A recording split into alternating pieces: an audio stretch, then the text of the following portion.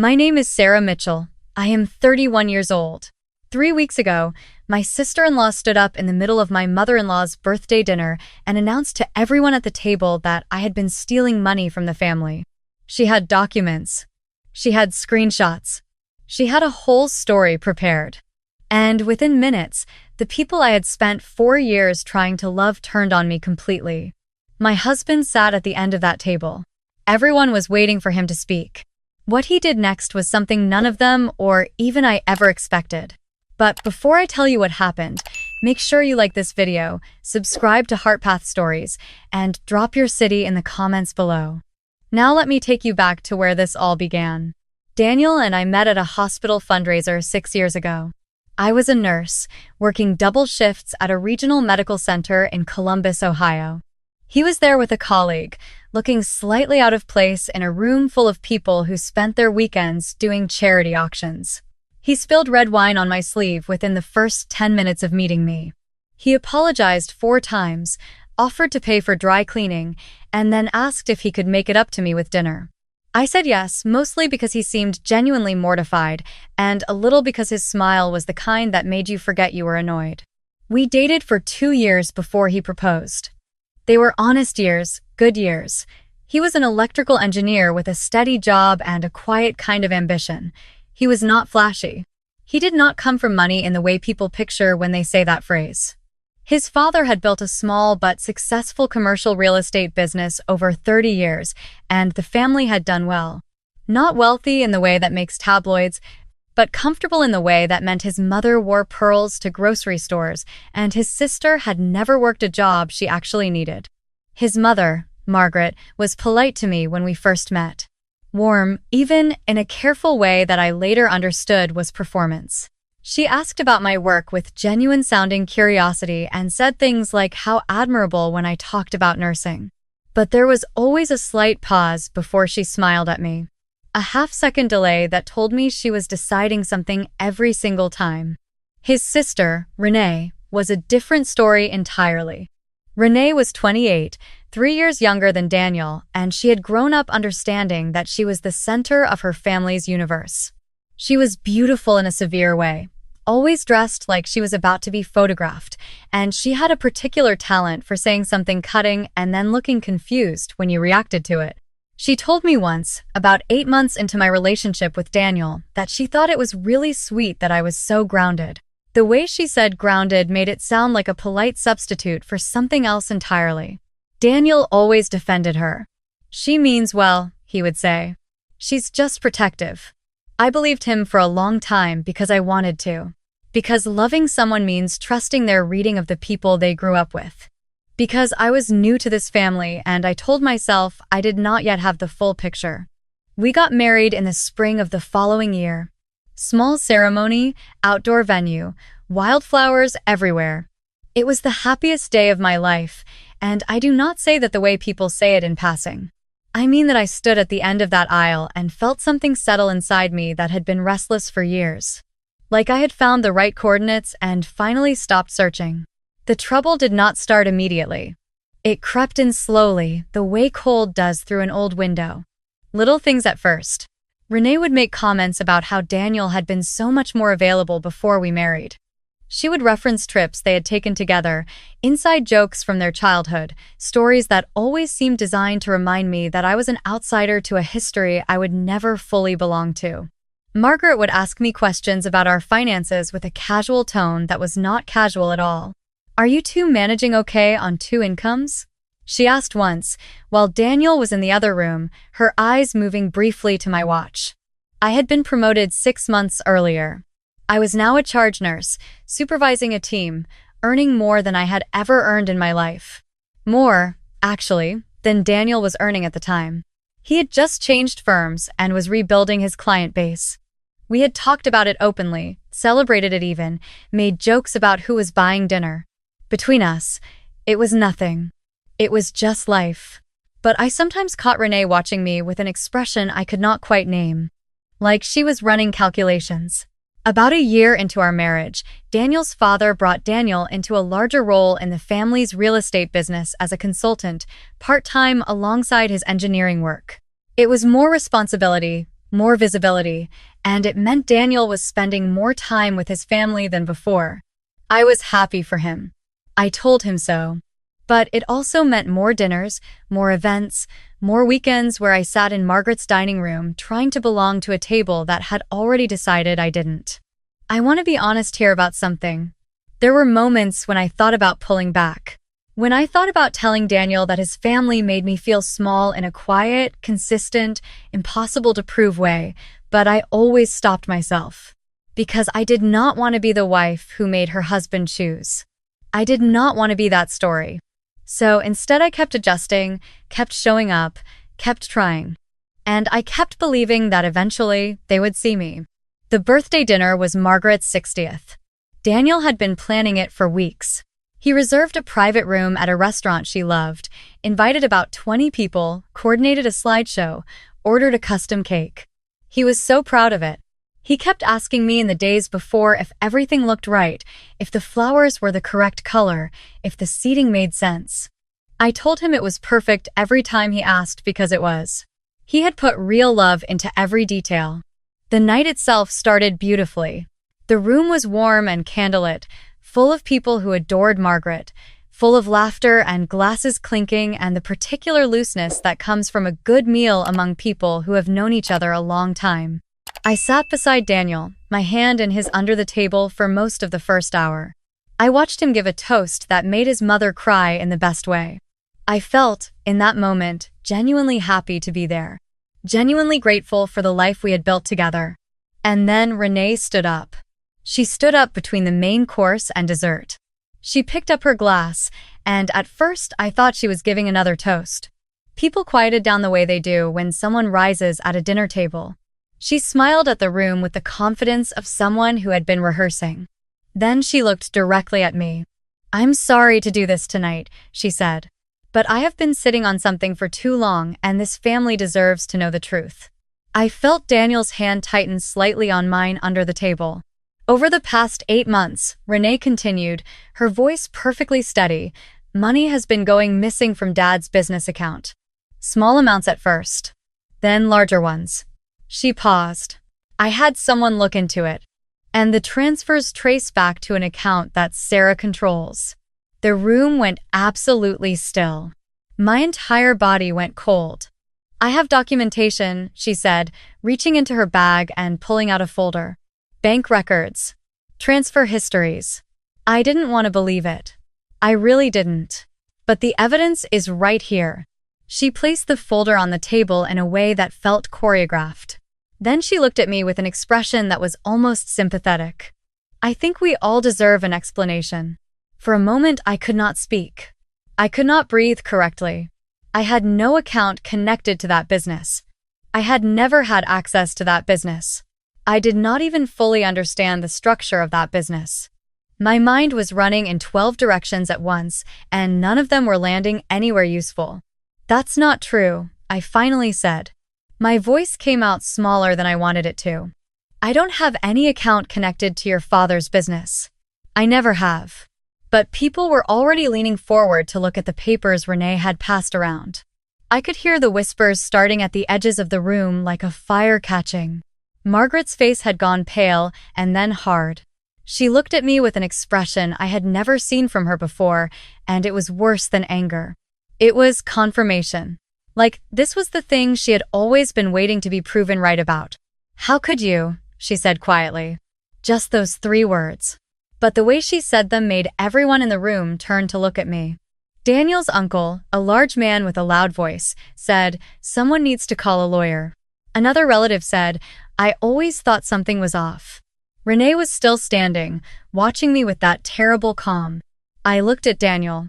He was staring at the table in front of him. His jaw was set, his hand had gone still. "Daniel," I said. He did not look up immediately. And in that pause, something inside me simply broke. Not shattered loudly. Just broke, quietly, the way something does when it has been under pressure for too long. I stood up. "I did not steal anything," I said, louder this time, addressing the whole table. "I have never touched that account. I don't even know what account she's referring to." Whatever those documents say, they are wrong, or they are fake, or someone has done something to make them look the way they look. But I am telling you the truth. No one said anything supportive. A few people looked at their plates.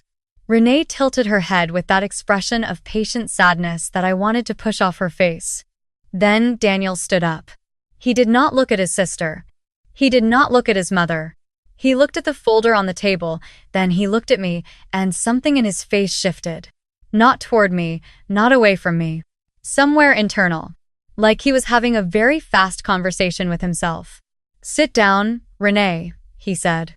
His voice was quiet, but it had a texture to it that I had only heard once before, when someone had cut him off in traffic and nearly hit a cyclist. Complete, contained fury. "Daniel, you need to look at the..." "Sit down." Renee sat down. He picked up the folder. He flipped through it slowly, page by page, while the entire room watched him. Then he set it back on the table. "This is my wife's name on a document I have never seen," he said. "And my wife is sitting here telling me she has no idea what this is." He looked around the room. "That's enough for me." His mother made a sound. "Daniel, the records are right." "I'm not talking about the records right now, Mom. I'm talking about the fact that my sister chose my wife's birthday, my mother's birthday dinner to make an accusation without one conversation with me first." His voice stayed level. "If you actually believed Sarah did something wrong, you come to me privately. You don't perform it at a dinner table. It's not a performance, it's... This conversation is done for tonight." He looked at me. "Let's go." And just like that, he walked around the table, held out his hand, and we left. Behind us I could hear the room erupting, his mother calling his name, his uncle saying something sharp and loud, Renee's voice rising in a way that finally cracked its careful composure. Daniel did not stop walking. We sat in the car in the parking garage for a long time without speaking. I was crying before I realized I had started. Not the loud kind of crying, the silent kind, where your face is just wet and you're not entirely sure when it happened. "I didn't do it," I said. "I need you to know that." "I know," he said. "Those documents." "I know, Sarah." He turned toward me. "I know you. I know what you would and wouldn't do. I know the difference between evidence of something and a setup designed to look like evidence." He exhaled slowly. "I don't know yet which one this is. But I know you." Those words held me together for the next 10 days. Because what followed was not easy. Daniel's mother called him every day. His uncle sent emails. Relatives who had been pleasant for 4 years suddenly had things to say. There was a version of the story circulating in his family that I was a con artist who had targeted Daniel specifically, who had charmed my way into a family with money and been quietly stealing from them for months. Some of them believed it fully. Some of them wanted to believe it. And a few of them, I think, simply did not know what to think but had spent so long watching Renee that they had learned to follow her lead. Daniel did not waver in front of me. Not once. But I could see the cost of it, the way he got quiet some evenings. The way he would step outside to take calls from his mother and come back with his face arranged into something neutral. He was carrying something heavy and trying not to show me how heavy it was, and I loved him for it and hated watching it at the same time. Meanwhile, he was investigating. He had said I need to know why the night of the dinner, and he meant it. He pulled in a forensic accountant he knew professionally, a woman who specialized in exactly this kind of document analysis. He went back through the business records himself, tracing every transaction in the timeline Renee had outlined. What he found took my breath away. The account linked to my name was real. It had been opened 14 months earlier, but it had been opened with a fraudulent ID my name, a photo that was not me, an address I had never lived at. The transfers had been made to that account and then moved again, quickly, to a second account.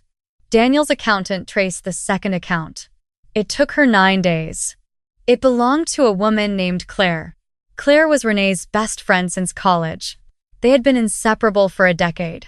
Claire had a background in bookkeeping and had done some informal work for the family business 2 years earlier, which meant she had passing familiarity with its account structures.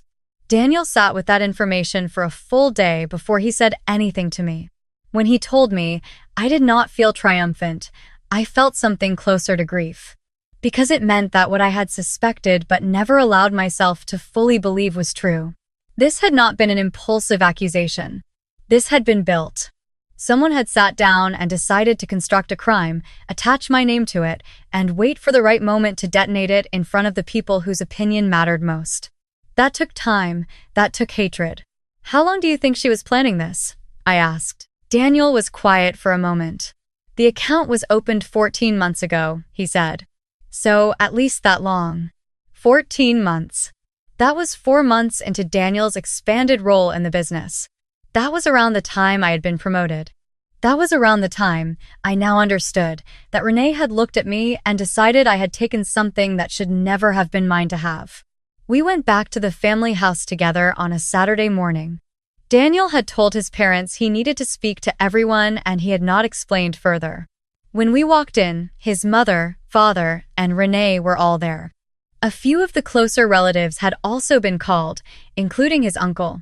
Renee looked at me with an expression that was almost satisfied, like she thought we had come to apologize, to concede, to confirm what she had always wanted them to believe. Daniel sat down and did not speak immediately. He placed a folder of his own on the table. His accountant's report, bank records, the registration documents for the fraudulent account, a record of communications between Renee's number and Claire's number in the weeks surrounding the dinner. He walked through all of it, slowly, without raising his voice. The room was completely silent. His father's face changed first. He had built his business over 30 years by being able to read people and read numbers, and what Daniel had laid in front of him was irrefutable. He looked at Renee with an expression I will never forget.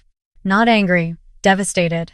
The look of a man realizing something about his child that he cannot put back. Margaret had her hand over her mouth.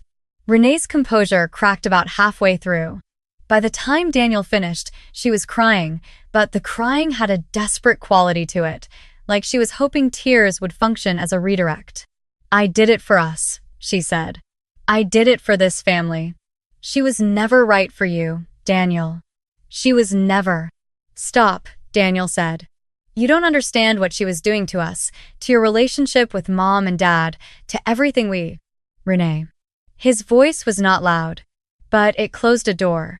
"You opened a fraudulent account in my wife's name. You stole from our father's business. You stood up in front of our entire family and accused an innocent woman of a crime you committed." He looked at her for a long moment. "There is no version of that where you were doing it for us." His father asked Renee to leave the room. After she was gone, his mother looked at me. Really looked at me, maybe for the first time since we had met. "I'm sorry," she said. Her voice was thin. I believed her without question. "I should have." She stopped. "I'm very sorry, Sarah." I nodded.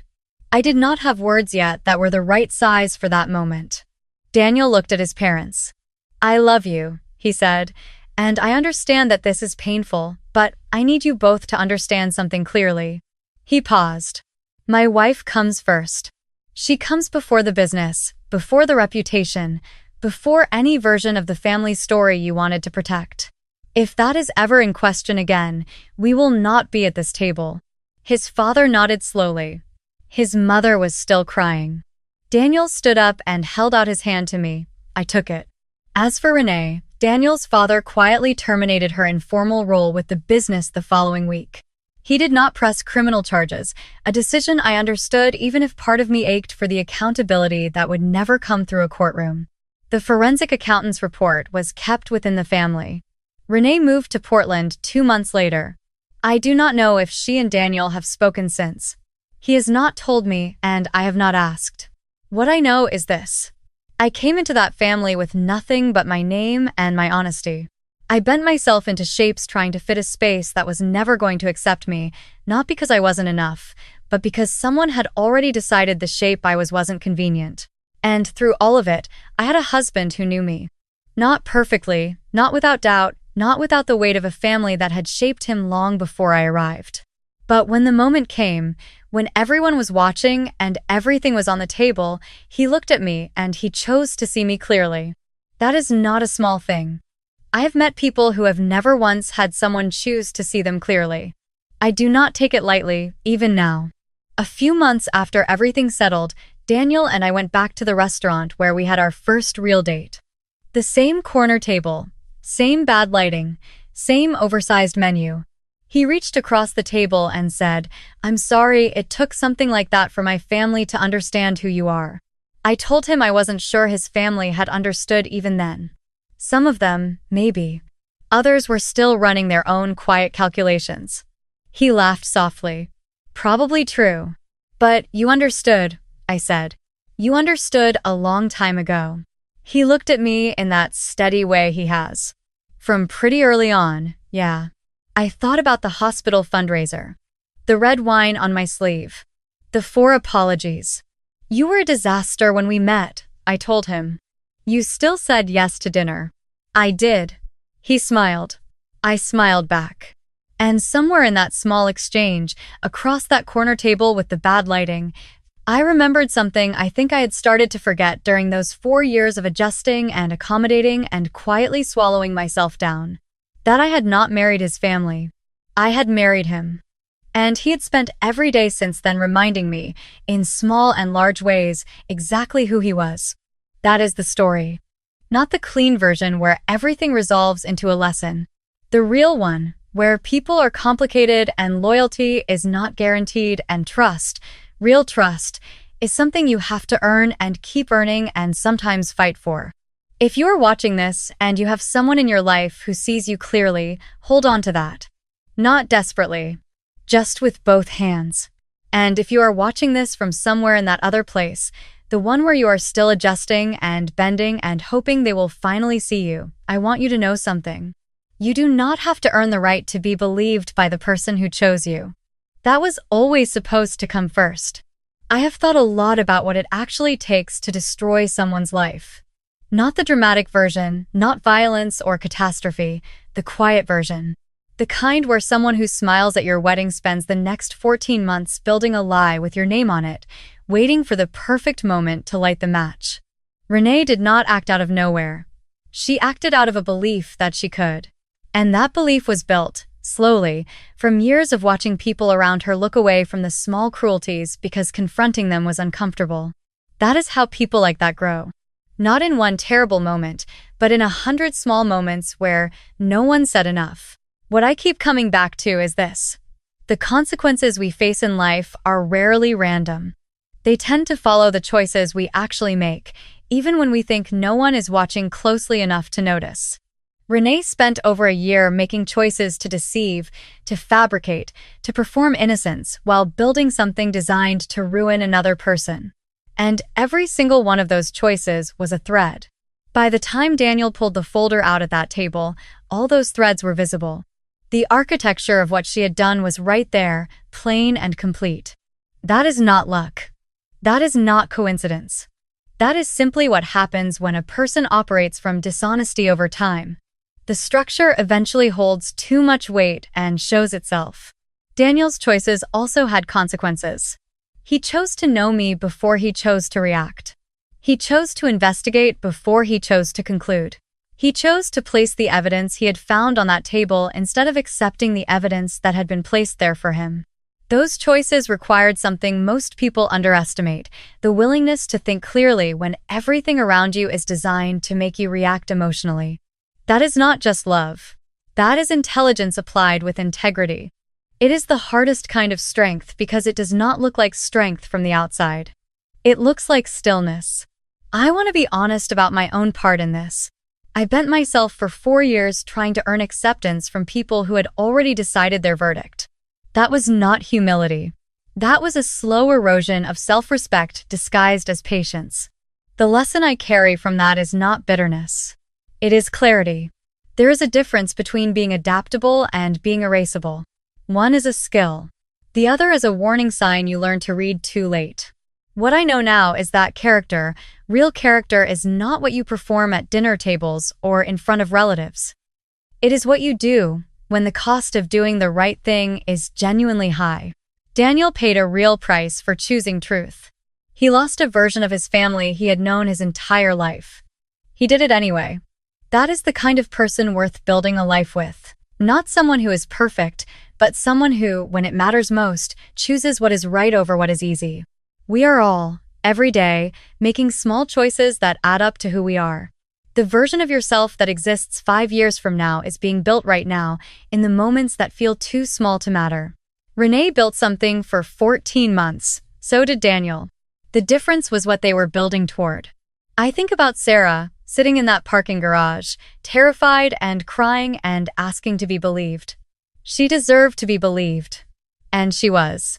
That is not a small story. That is everything.